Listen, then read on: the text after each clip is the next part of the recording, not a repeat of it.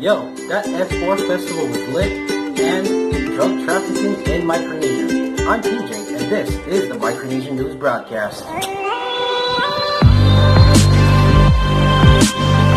Welcome to the Micronesian News Broadcast. If this is your first time, welcome. And thanks for joining us. We are here to share news, updates, and our take on this beautiful part of the world, Micronesia, so you can stay informed and updated every week. A couple of days ago, the College of Micronesia held its annual F4 festival here in Pohnpei. It was held at Spanish Wall. It was from 4 to 7 p.m. And, it's a really good event. It showcases the business students' products and abilities, what they've learned through their business classes. And, it's just real-world practice, getting to know customers, dealing with customers, quality control, being in that type of environment, type of situation, cash counting, accounting, whatnot. It's a really good thing to put together. CUM does this like every year. As far as I'm concerned, they hold a big one in the beginning, in the spring semester, and then they hold a mini F4 during the fall semester. And it wasn't just students that attended, it was also some local businesses that attended. Yours truly was there as a local business, because if you didn't know, I actually have my own business, because I'm just like that. And, we actually have a few clips of it. As for myself, I actually don't have my own clips, because like a dingus, I actually forgot my own phone, so...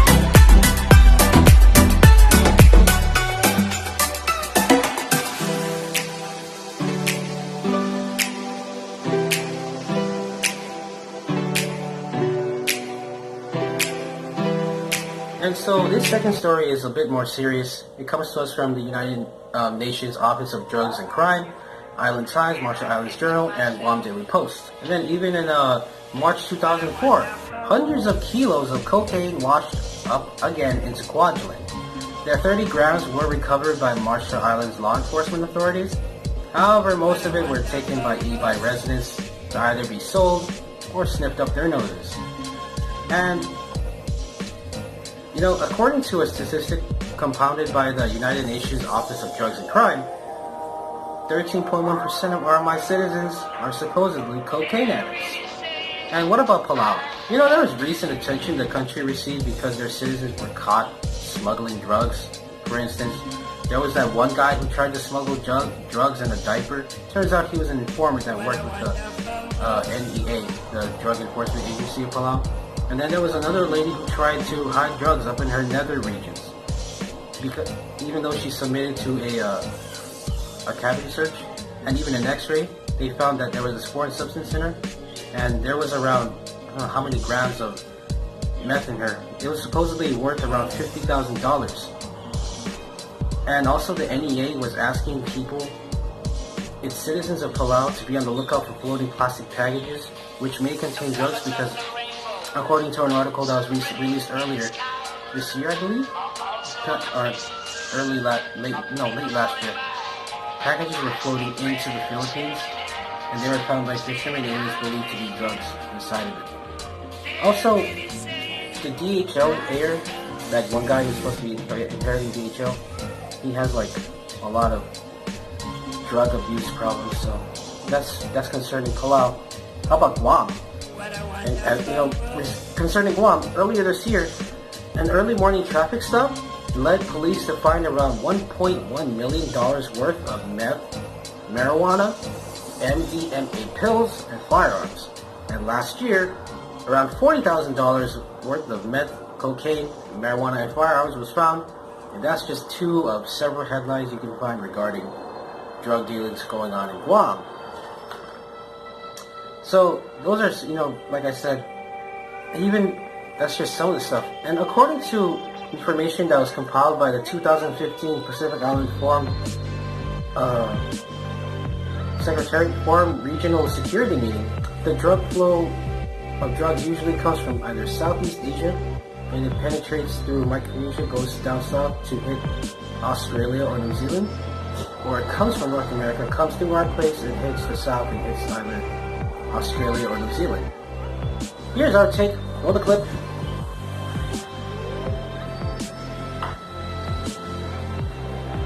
So what do you guys, oh my bad, concerning the fourth story, what do you guys think about the F4? It stands for Food, Fashion, Fun, Friday. Friday, whatever.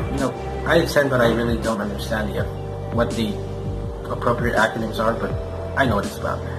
It's, like I said, it's about exposing college students to the business environment. It's particularly catered to business students, but I guess any student with a business idea can join. Local businesses can join and sell their products. So what they were trying to do is expose these business students to a real life situation based on the things that they learned, such as accounting, advertising, dealing with customer service, quality control, all that type of stuff that goes into, having an enterprise. Yours truly was there. I was actually have a business. It's called Talkaholics. You can check it out. What do you guys think? Because, this is my own personal opinion. People like to believe that the FSM is not worth much because there's not much money here, or that, we're a welfare state, or that our people are leaving all the time because there are no jobs. Okay, there are no jobs, so what do we do? FSM is a gold mine of opportunity. Anything can happen here. It just takes some initiative to do something. For example, there's these couple kids I know, they have a hydroponics business. They do like irrigation farming. It's totally awesome because against traditional farming, hydroponics farming, they're able to push out vegetables and other types of stuff at a quicker rate than the traditional method of farming. And there's other businesses that are like, there's MyCast Radio, they're a radio station, they do advertisements. There's some website building people.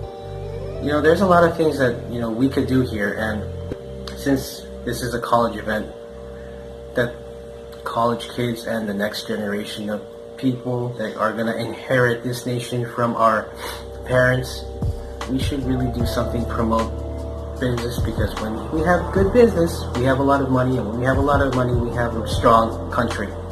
So, that's my take on the whole entire F4 thing. It's an awesome thing to do. You should promote it more often. So, with regards to the second story, what do you think? How prepared are we as a nation, as a region, as a matter of fact, to deal with the drug trafficking that's happening? It's obviously happening in Palau. It's on the news. It's obviously happening in the Marshalls. It's all over the news. It's obviously happening in Guam. It's all over the news. Here in the FSM, I guess we hear about it sometimes, but it's not really talked about. There's even statistics to back it up that drug flow does come through here. It passes in our waters. And I'm just gonna agree with whatever the studies say, that our law enforcement is not really prepared to deal with these transnational drug cartels. So, what are your guys' opinions? drugs ruin lives. They really do. How do I know? They steal money from people, they kill people, and the drugs themselves just end up decimating the human body, decimating the human mind, breaking up families. Just take a look at what happens all over the world concerning drug users. So, something we should really, take a look at. I'm PJ, this is the Micronesian News Broadcast, and now here are some announcements from my sister. Thank you for tuning in. Hey guys, I'm Alana, and here is an announcement. Rotary Vital Scholarship is still available. For more information, contact rotarybombay@gmail.com and submit your application before July 1st. And now here's Norma with the weather report for tomorrow, coming to you from the Bombay Weather Station. Hey guys, this is Norman and this is the weather for tomorrow. 28 degrees Celsius high during the day and 24 degrees Celsius low during the night. Cloudy with isolated showers and 50% chance of precipitation and 76% of humidity. Sunrise will be at 6:14 a.m. and sunset will be at 6:34 p.m. Northeast winds 50 to 20 knots and seas will be at 7 feet high. Thanks for tuning in to the Micronesian News Broadcast. Tune in every Monday, Wednesday, Friday. Don't forget to like and subscribe. Until next time, see you later.